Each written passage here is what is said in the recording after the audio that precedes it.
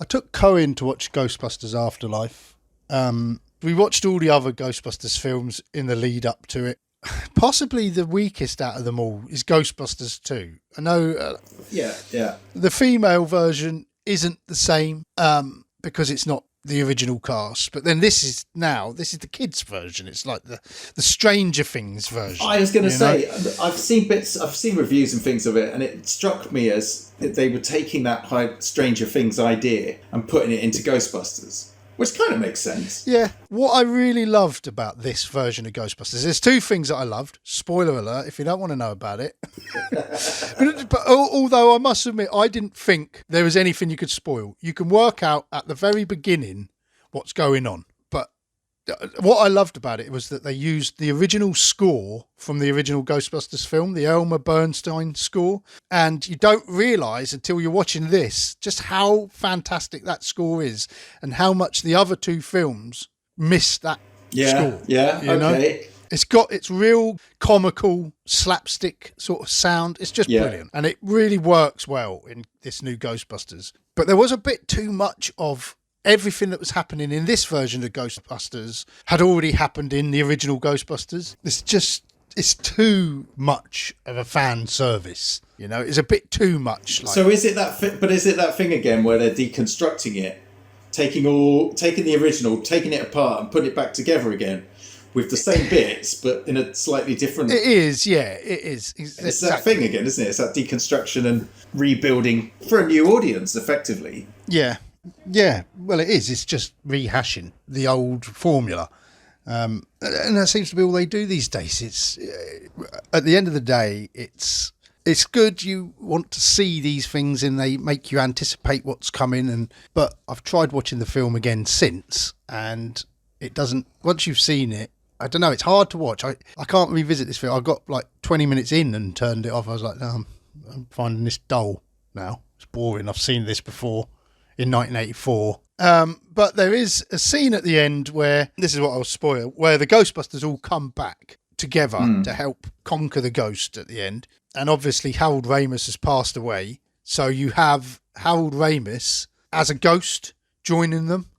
Oh, cool. And that was like it really choked me to see that. It was like, oh, that's brilliant. And well, I'd heard that there was I didn't know what it was, and I was looking forward to seeing the film and finding out.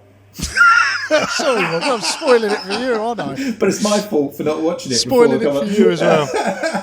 But no, I heard there was a nod to him at the end of the film, and his son directed it, didn't he? No, it's is it not his son? Ivan Wright, the director Ivan Reitman. It's his son who directed it, Jason Reitman. Yeah, so Harold Ramis and Dan Aykroyd wrote it. Oh God, sorry, I'll shut up. Yeah, yes, and I got you. Ivan Reitman directed it. Yeah, Jason Reitman, who he's actually in Ghostbusters 2. It's his birthday party when they go to it. Do you remember? Yeah, and he's like, "We want He-Man." My parents say you're full of shit or something. Yeah, that one. I get you. Yeah, sorry, I know where you are with it now. Yeah, that's Jason Reitman, who went on to direct the new one. There is good bits in it, but it's nothing new. But I don't know.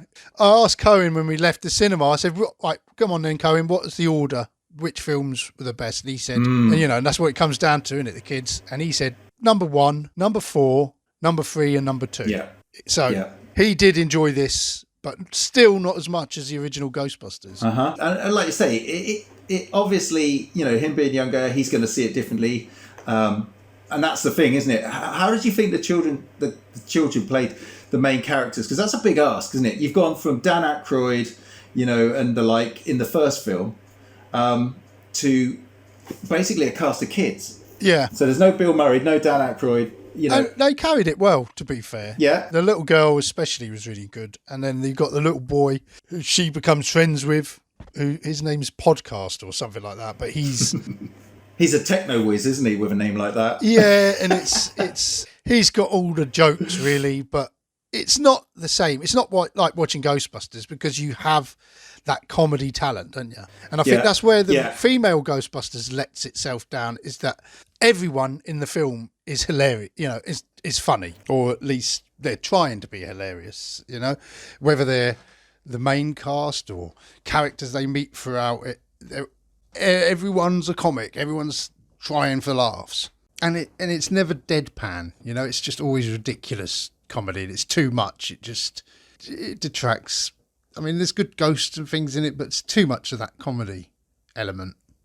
And let's face it gets really cringy. Yeah. Whereas in Ghostbusters, you have the Ghostbusters are the comedians.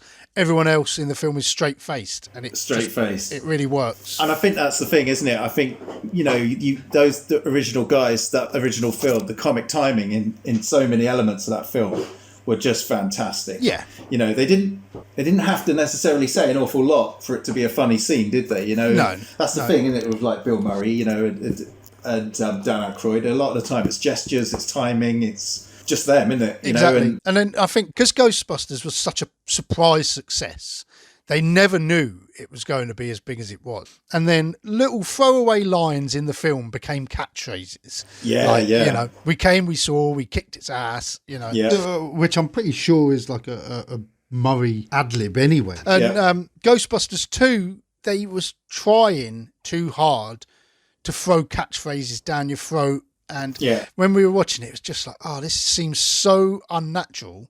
The only funny thing in it was Bill Murray. Everything else just felt like it was either modelling itself on the cartoon, which had come out at that point and was successful. Oh, yes. Yeah. Or they was like, cartoon. or they were throwing in all these stupid lines to try and think, oh, this will be the next catchphrase. And it just missed the point. It is a bad film.